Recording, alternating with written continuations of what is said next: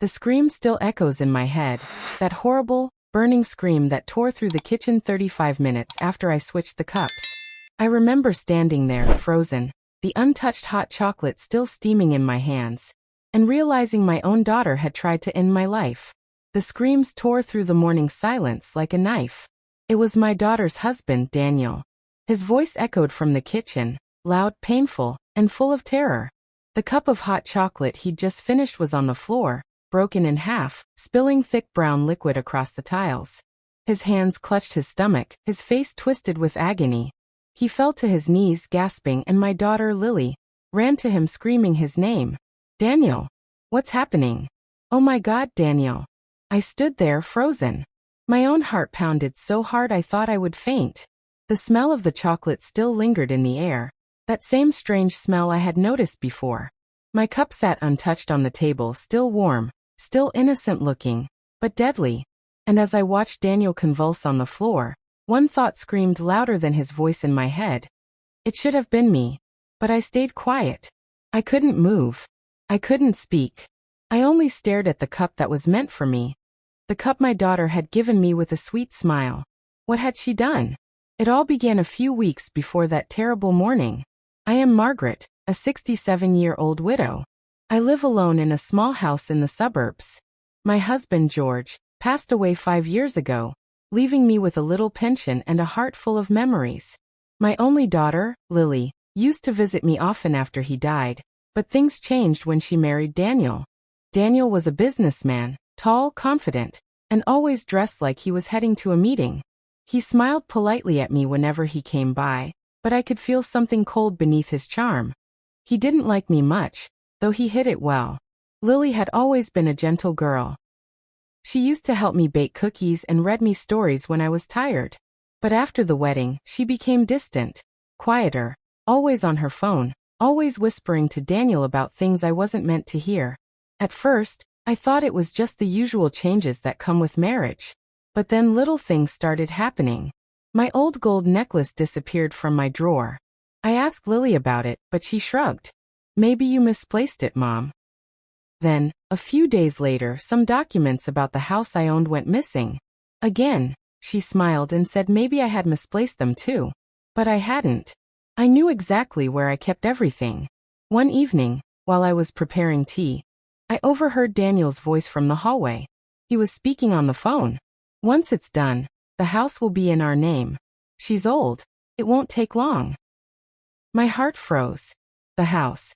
My house. I didn't confront them immediately. I needed to be sure. I needed to see what they were planning. So I pretended to be weaker than I was. I told Lily my joints hurt, that I couldn't cook much anymore. She started visiting more often, always bringing food and drinks for me. Sometimes soup, sometimes juice, sometimes hot chocolate. I noticed something strange after a few visits. The drink she brought always had a funny taste or smell, bitter, metallic, or too sweet. She would sit and watch me drink, her eyes fixed on my face. So one day I lied. I told her I drank it later, but in truth I poured it down the sink. That night, I lay awake thinking, why would my daughter do something like that? Could Daniel be behind it? Could he be forcing her? The thought broke me. I prayed for an answer, for a sign from God, something that would show me the truth. Then came the morning that changed everything. Lily and Daniel arrived early. She was smiling, too much, too bright. Mom, I made you your favorite hot chocolate, she said, handing me a cup. The smell hit me immediately. Sweet but strange. Like burnt almonds mixed with medicine. She sat across from me, watching as I lifted the cup. Daniel took his cup too. Drink it while it's hot, Mom, she said softly. I looked into her eyes. They didn't look like the eyes of the little girl who used to hug me before bed. They looked empty. Something inside me whispered, don't drink it. So I smiled back. You first, Daniel, I said, handing him my cup casually. I think I made yours too bitter by mistake. He laughed. Ah, you and your jokes, Mom. He took it without hesitation. Lily blinked but said nothing. We chatted for a while about random things, the garden, the weather, her new car. But my hands trembled under the table. I kept glancing at Daniel, who had finished the cup completely. Then 35 minutes later, the screams began. Daniel dropped to the floor, gasping for air. The cup shattered. Lily screamed his name over and over, trying to hold him, crying, calling for help. I stood still, my body shaking. The smell from that cup filled the room. That same terrible smell. My daughter looked at me with horror in her eyes, not because Daniel was in pain, but because she realized what had happened. Her plan had backfired. And for the first time, I saw guilt, raw and real, on her face. I didn't know what to do next. My heart wanted to run to her, to hug her, to tell her it was all going to be okay. But another part of me, the one that had been hurt and betrayed, whispered, no, let her feel it. The ambulance sirens wailed in the distance. Lily kept crying, holding Daniel's hand as he groaned. I stood near the window, staring at the cup still on the table. I didn't know whether to thank God or curse the moment that saved me but punished another. All I knew was that the truth had finally shown itself, in the most painful way. And as the paramedics burst through the door, Lily turned to me, her face pale and trembling. Mom, what did you do? She whispered. I looked at her, my lips trembling. No, Lily, I said softly. What did you do? Her eyes widened, and before she could answer, Daniel's body went limp. The room went silent except for Lily's sobs. That was the moment I realized nothing would ever be the same again. The next morning, I sat alone at the table, staring at the same spot where the cup had fallen. The police had come and gone. Daniel had been taken to the hospital. Lily hadn't come back home. I didn't sleep that night. I couldn't. The memories of her smile, that strange smell, and Daniel's scream played over and over in my mind. What kind of daughter had I raised? Or, what kind of mother had I been? Because even though I didn't drink that poison, my heart felt poisoned all the same. But something told me, this story wasn't over yet. And I was right. Because the next day, I got a call from the hospital. And what I heard made my blood run cold. The phone rang early the next morning. I had barely slept. My hands trembled as I reached for the receiver, my heart heavy with dread. Mrs. Adams? A male voice asked. This is Dr. Miller from St. Mary's Hospital. We need you to come in. It's about your son-in-law. My throat went dry. Is he alive? There was a pause. Then the doctor sighed. He's stable for now, but we have questions. Please come as soon as possible. My knees nearly gave out as I hung up. The memories of the day before came rushing back. Daniel's screams, Lily's terrified face, the smell of poison in the air. I sat for a while in silence, staring at the phone, wondering what waited for me at that hospital.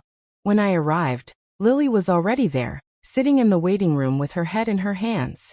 Her eyes were red, her cheeks pale, and her hair messy like she hadn't slept either. Mom, she whispered when she saw me. I didn't answer. I just looked at her. There were 1,000 questions in my eyes, but none escaped my mouth. Dr. Miller came out moments later. He had a serious look on his face, holding a clipboard. Mrs. Adams, Mr. Daniel Adams suffered severe poisoning. If he hadn't been brought in quickly, he wouldn't have made it. He's lucky to be alive. I swallowed hard. Poisoning? Art, are you sure? He nodded. We ran the tests. It was arsenic, mixed into what appeared to be a sweet drink, possibly hot chocolate. My hands went cold. I could feel Lily's gaze burning into me. The doctor continued. We've contacted the police. This wasn't an accident. Someone put it there intentionally. Lily gasped softly. You think someone tried to poison Daniel? The doctor sighed. Yes. And from what he said before passing out, he drank the cup meant for someone else. My heart skipped a beat. He knew. I looked at Lily then, and she quickly looked away. Her fingers twisted together, shaking. Detectives will need to ask some questions, the doctor added. Please wait here. As he walked away, silence settled between us like a heavy blanket. Finally, I whispered, Lily, is there something you want to tell me? She didn't look at me. She just whispered, Mom, it wasn't supposed to be like this. My chest tightened.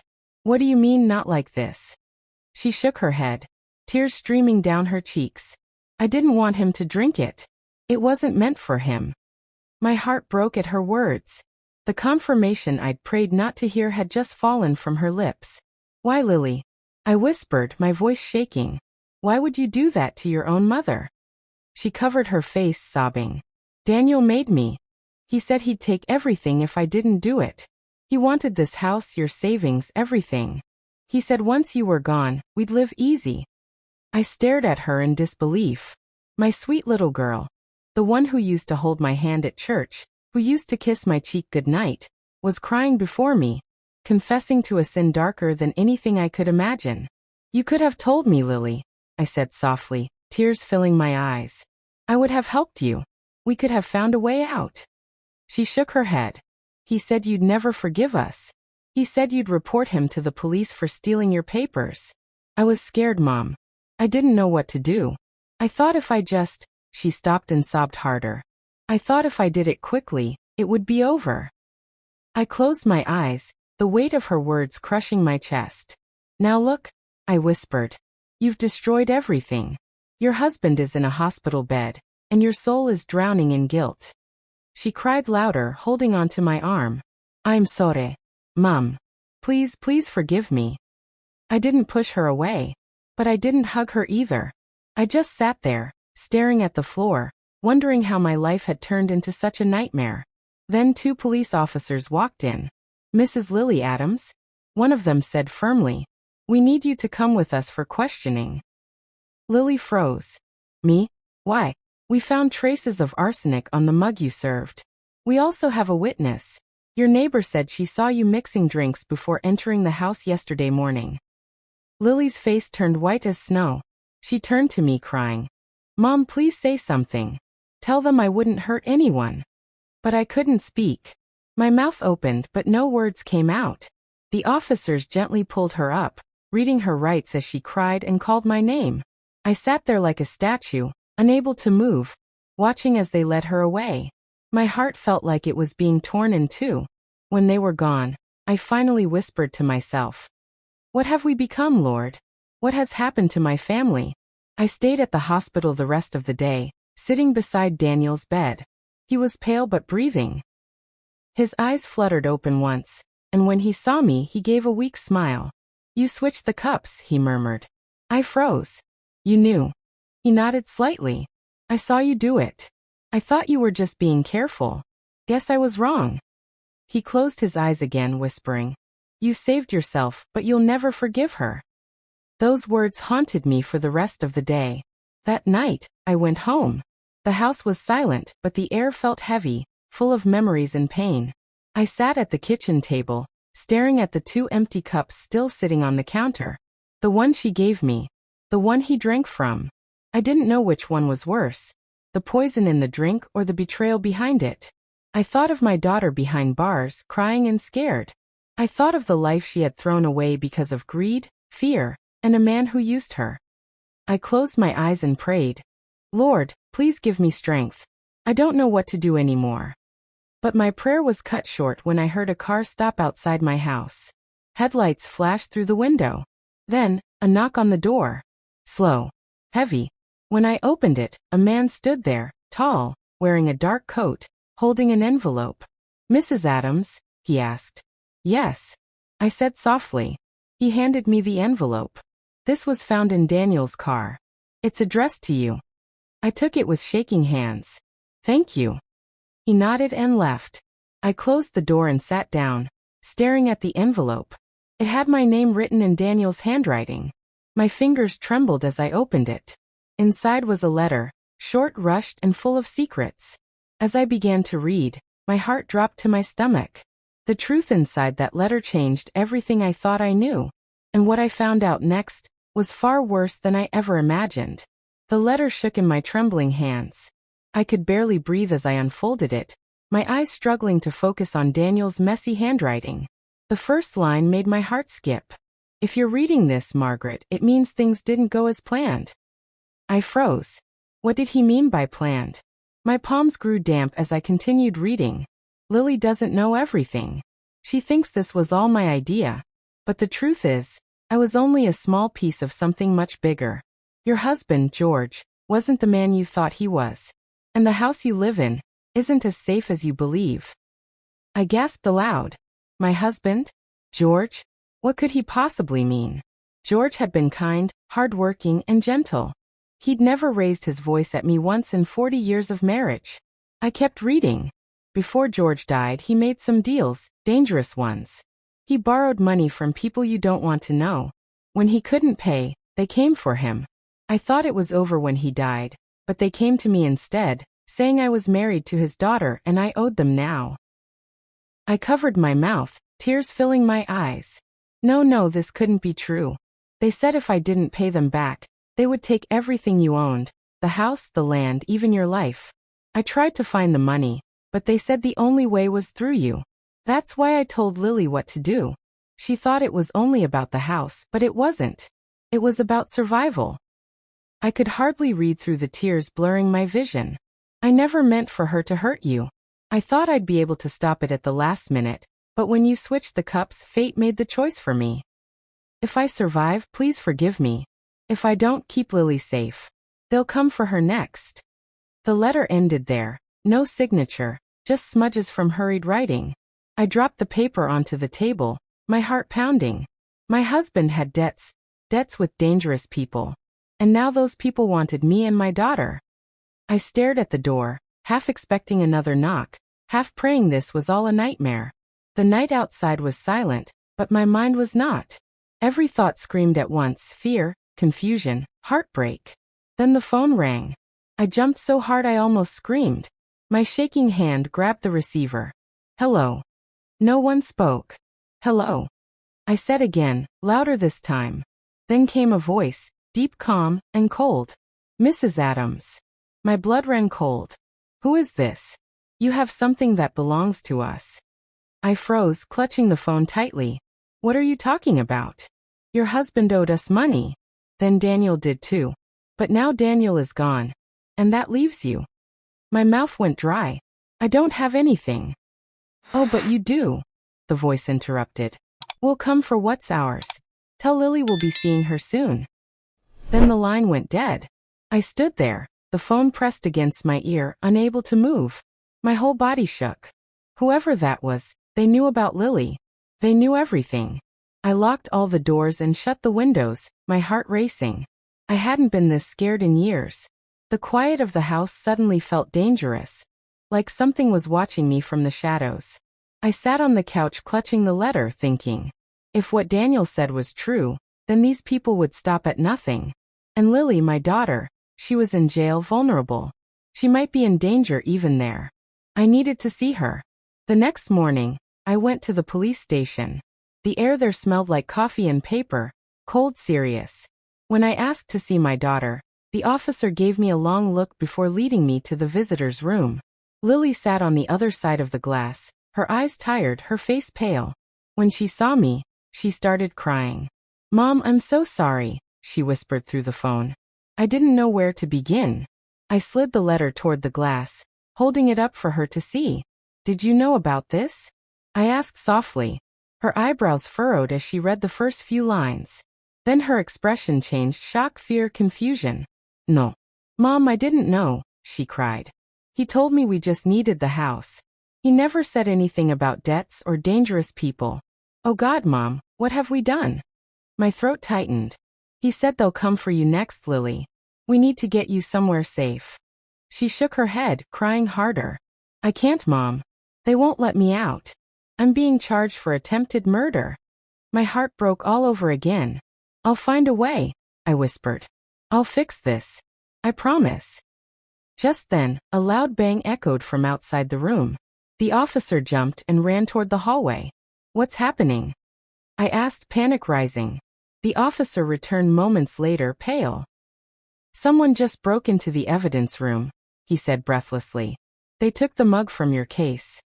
I felt all the color drain from my face. Someone had come, and they were already close. That night, back home, I sat alone in the dark. I couldn't eat.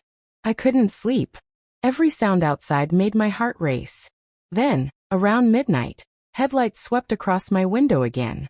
I peered through the curtain and saw a black car parked near the front gate. A tall man stood beside it, smoking, looking directly at my house.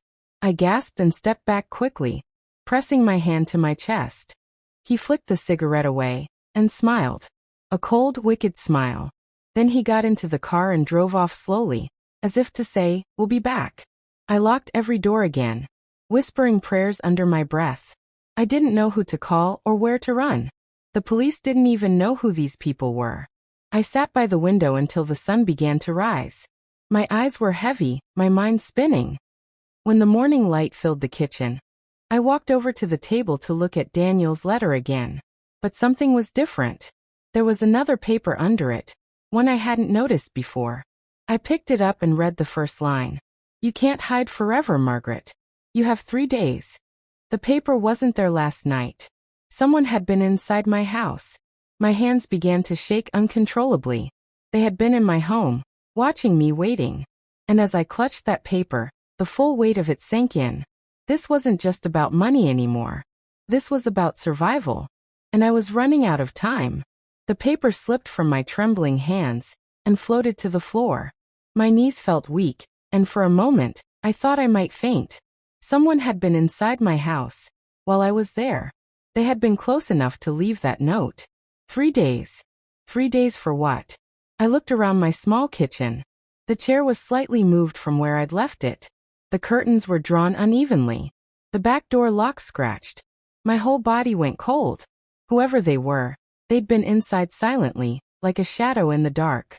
I grabbed the phone with shaking fingers and called the police. "Officer, please, someone broke into my house. They left a note." Before I could finish, the voice on the other end interrupted. "Mrs. Adams? It's Officer Ray.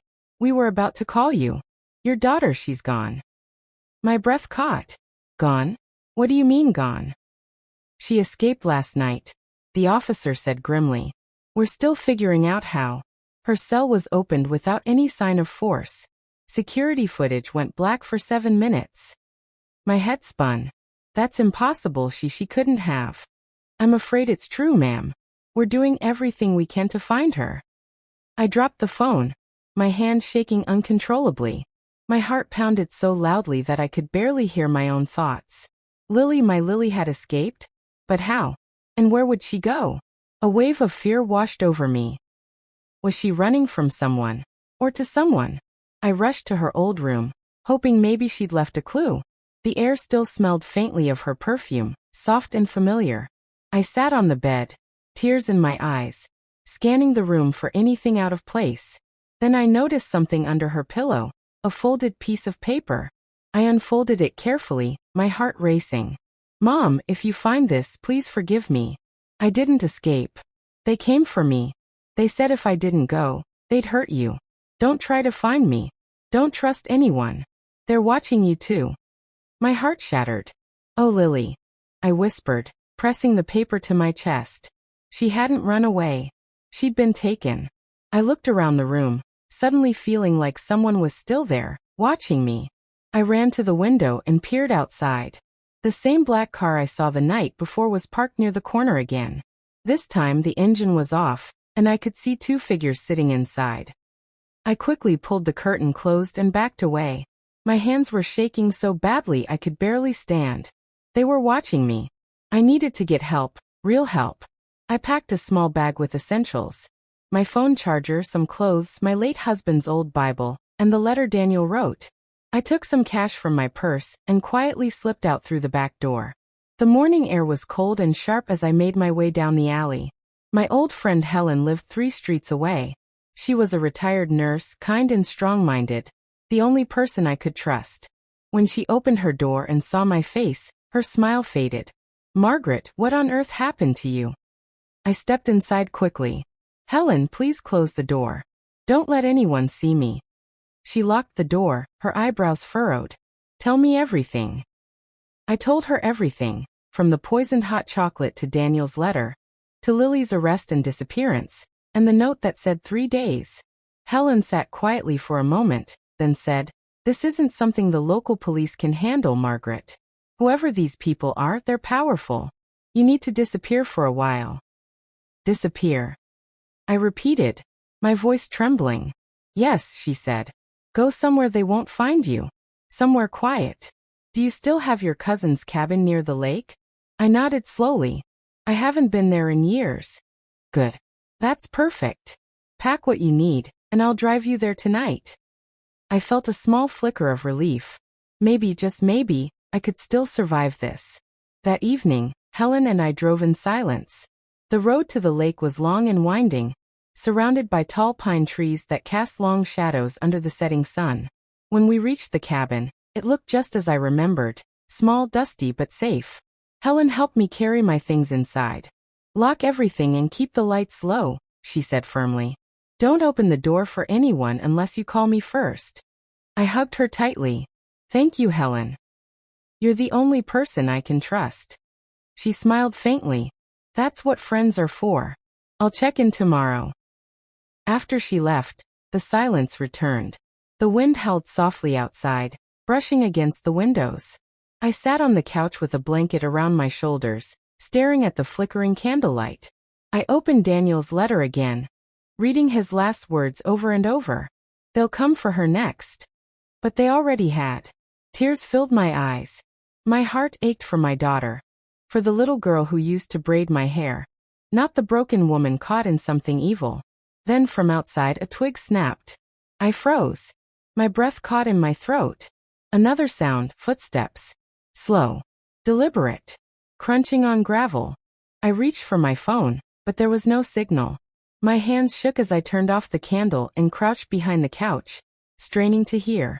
The footsteps came closer. Then a faint knock on the door. 3 slow knocks. Mrs. Adams. A man's voice called softly. We need to talk. It wasn't Helen. It wasn't the police. It was that same deep, calm voice from the phone. I stayed silent, clutching the letter tightly against my chest. I know you're inside, the voice continued. You can't run forever. You have something that belongs to us. Then silence. I waited, my heart pounding so loudly I thought it would burst. Minutes passed. Maybe 10. Maybe 20. Finally, I crawled to the window and peeked through the curtain.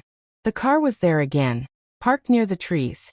But this time, the driver's door was open, and the man was standing beside it, looking straight at the cabin window. Straight at me. I gasped and ducked down, crawling back toward the back door. But as I reached for the handle, I saw something that made me freeze.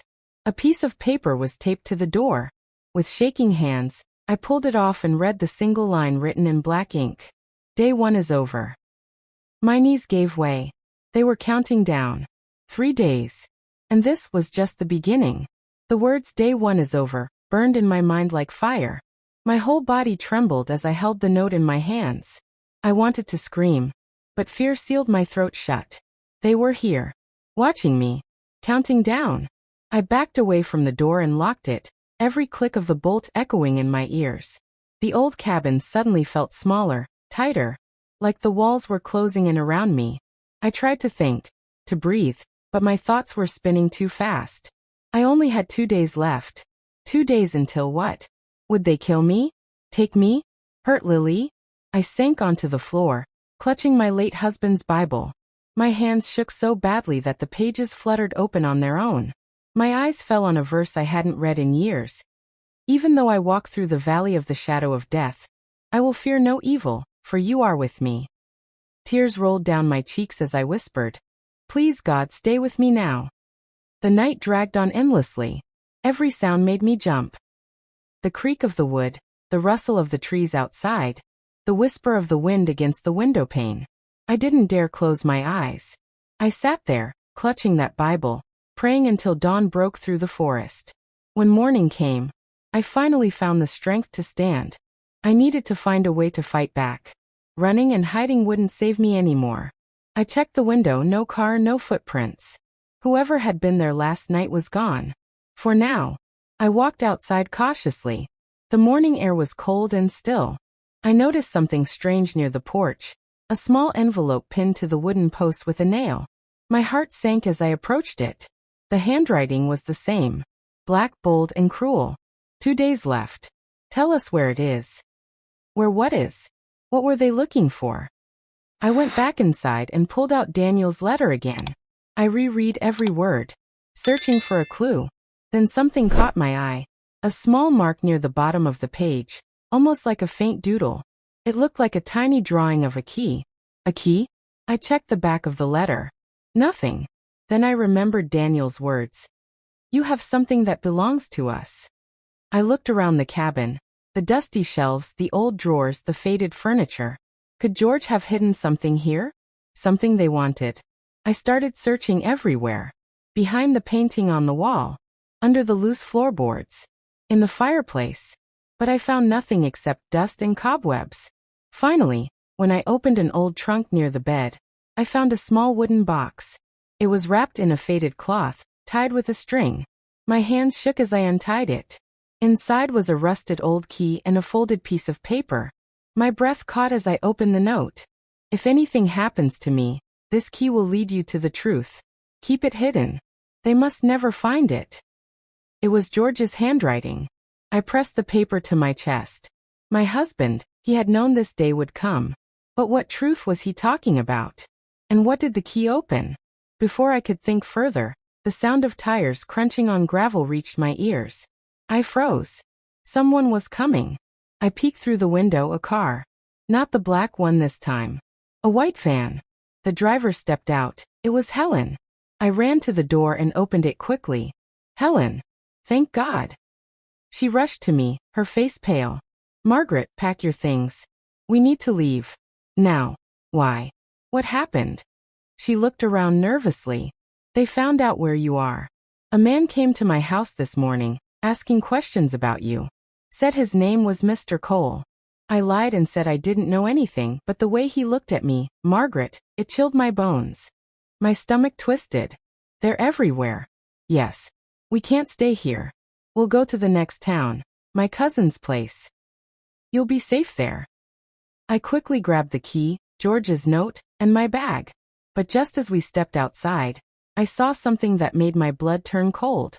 Across the road, half hidden by the trees, the black car was back. Helen saw it too. Get in the van now, she shouted. We ran. My heart pounded as I stumbled into the passenger seat. Helen started the engine, and the van roared to life. We sped down the narrow dirt road as the black car pulled out and followed us. They're coming. I cried. I see them. Helen gripped the wheel tightly, her eyes focused on the road ahead. Hold on. The car behind us accelerated, getting closer and closer. I could see the dark silhouettes of two men inside. My chest tightened with fear. The van bounced over bumps and turns as we raced down the twisting path. Trees blurred past and gravel sprayed behind us. Faster, Helen. I yelled. She pressed harder on the pedal, but the black car was gaining. The sound of its engine grew louder, angrier. Suddenly, the road split into two, one path leading deeper into the forest, the other toward the highway. Helen swerved left into the woods. Branches scratched the sides of the van. The narrow road was barely wide enough, but she kept going. We'll lose them in the trees, she shouted. But then bang. A gunshot rang out. The back window shattered. I screamed and ducked. They're shooting at us. Helen's hands shook, but she didn't slow down. Almost there, hang on. We burst out of the forest and onto an old bridge. Below us, a river roared, fast and wild. But as soon as we reached the middle of the bridge, the engine sputtered. No, no, no, Helen muttered, hitting the steering wheel. The van slowed, smoke rising from under the hood. The black car stopped at the other end of the bridge. The two men stepped out slowly, one of them holding a gun. Helen whispered, "Stay low." My heart hammered in my chest. I clutched the key tightly in my hand. The men started walking toward us. Helen looked at me and whispered, "If anything happens, run. Don't let them get that key." No. I cried softly. We'll go together. But before I could say more, the man raised his gun and fired again. The shot hit the side mirror, and glass flew everywhere. Helen slammed her foot on the gas, but the engine roared and died completely. I looked at her, tears in both our eyes. Go, she whispered. Now. I hesitated, then grabbed my bag and bolted out the passenger side, clutching the key. I ran toward the forest, branches slapping my face, heart pounding like thunder. Behind me, I heard Helen shouting. And then another gunshot. I stopped, gasping, my legs shaking. Silence. No more shouting. Just the sound of the river and the echo of the wind through the trees. Helen. I whispered. No answer. Tears blurred my vision as I stumbled deeper into the forest. The weight of the key in my hand felt heavier than ever. 2 days left. And now, I was alone. Completely alone. The forest swallowed me whole. Every sound, every rustle, every snap of a twig, made me flinch. My lungs burned, my legs trembled, and my heart felt like it might burst through my chest. I didn't know where I was going. I just knew I had to keep moving. I could still hear the river roaring behind me, and faintly, the echo of that gunshot that had ended everything. Helen was gone. The one person who still stood by me, who believed me, who tried to protect me. I stopped and pressed my back against a tree, gasping for air. Tears streamed down my cheeks as I whispered, "I'm sorry, Helen. I should have made you come with me." I looked down at the key in my hand. The tiny, rusted thing glimmered faintly in the sunlight breaking through the trees. George's note echoed in my mind. "If anything happens to me, this key will lead you to the truth." What truth could be worth this much death?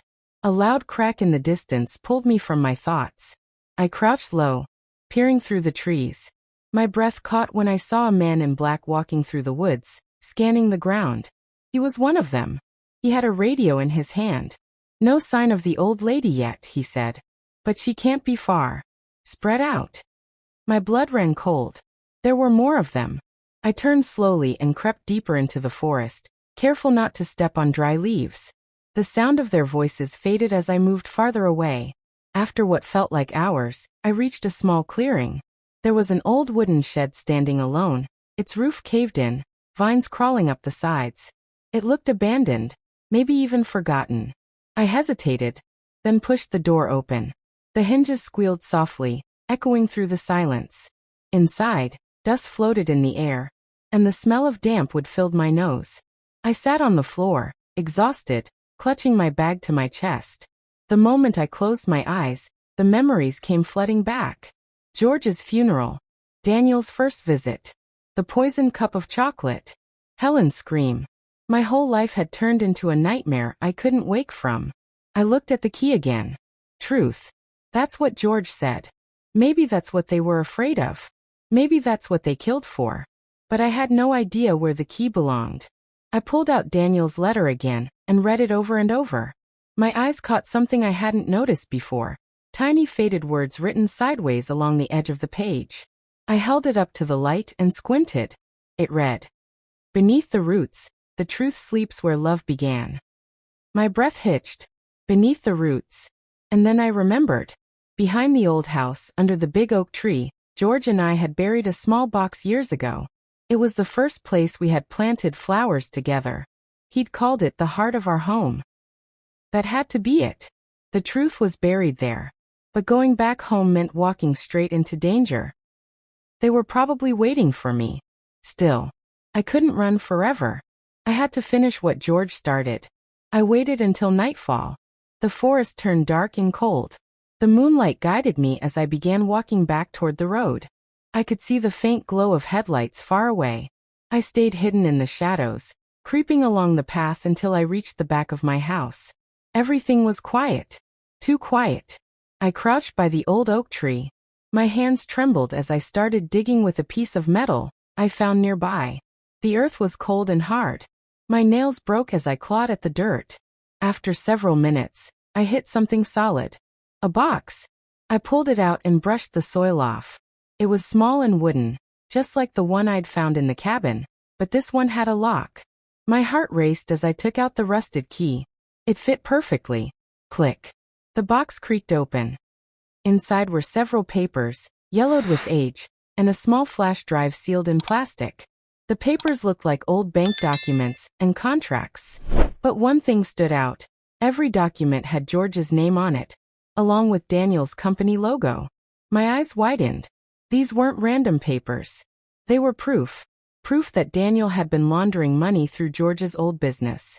My husband must have found out and kept the evidence hidden. That's what they wanted. That's what they killed for. Tears streamed down my cheeks. Oh, George, you were protecting me even after all these years. Just then, I heard the crunch of footsteps behind me. I froze. Slowly I turned around. Daniel stood there, his face pale under the moonlight. His gun glinted in his hand. "Mother-in-law," he said softly, his voice calm but cold. "You should have just drunk the chocolate." My heart pounded so hard it hurt. "You killed Helen," I whispered. He shrugged. "She got in the way. Just like you did." I held the box close to my chest. "You'll never get this." He smiled cruelly. "Oh, I think I will." Before I could react, he lunged forward and grabbed my arm. I struggled, but he was stronger. The box fell to the ground, spilling the papers. He reached for the gun, pressing it against my shoulder. "Give me the flash drive," he hissed. I shook my head. "Never." "Then I'll take it from your corpse." He cocked the gun. I closed my eyes, whispering, "God help me." And then, a loud siren cut through the night. Daniel froze. Headlights flashed across the yard. Police cars. He cursed and backed away. 2 officers jumped out, shouting, "Drop the weapon." Daniel fired once, then ran toward the woods. The officers chased after him. I collapsed to the ground, trembling, clutching the box to my chest. One officer ran to me. "Ma'am, are you okay?" I nodded weakly. "My daughter's husband, he killed people. He tried to kill me." The officer's radio crackled. "Suspect fleeing through the forest." As they ran off, I stared at the papers scattered on the ground. The nightmare was almost over. Almost.